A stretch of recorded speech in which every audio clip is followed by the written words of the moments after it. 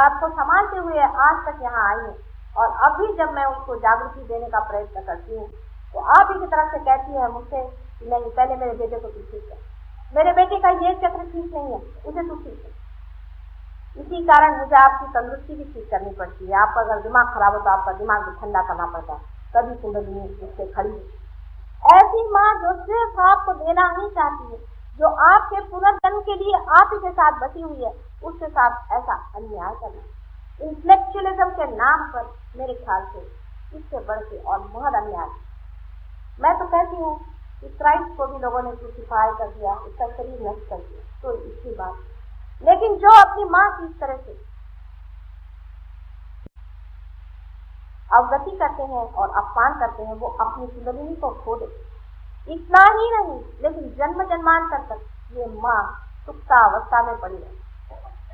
ऐसा करने से सिर्फ उसका क्रोध उठता है, और वो ये जो दो बाजू में नाड़ियां दिखाएंगे, ईड़ा और पिंगला, इन दोनों नाड़ियों पे नाचता है। उसकी गर्मी के कारण मनुष्य नाचता है, कूदता है, चिल्लाता है, चीखता है।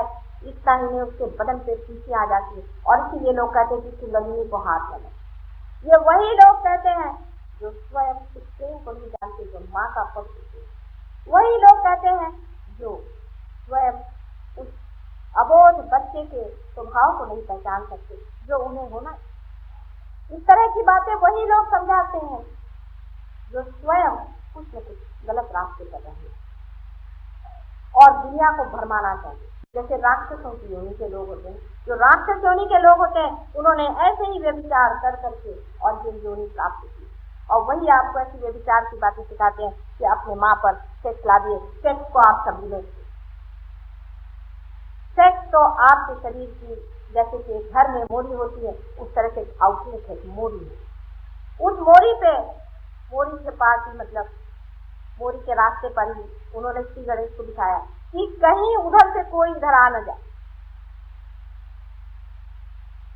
और लोग उल्टा काम करते हैं, सारे लोग ये उल्टा ही काम कर रहे हैं, और इसीलिए आप जहाँ जहाँ पढ़ते हैं ऐसे ऐसे कुंडलिनी जागृत होती है, इसका बड़ा बड़ा नाम दे रखा। अभी मेरे ध्यान में कितने ही लोग ऐसे आते हैं, मुझे कभी कभी बड़ा आश्चर्य होता है कि इनको ये कुंडलिनी जागृति किसने करता। अब वो कहते हैं हमारी कुंडलिनी जागृति, कहते हैं कि 5 बजे बराबर आपकी जागृति हुई। अब सोचना चाहिए कि भगवान के पास क्या घड़ी है कि वो 5 बजे आपकी जागृति करेंगे।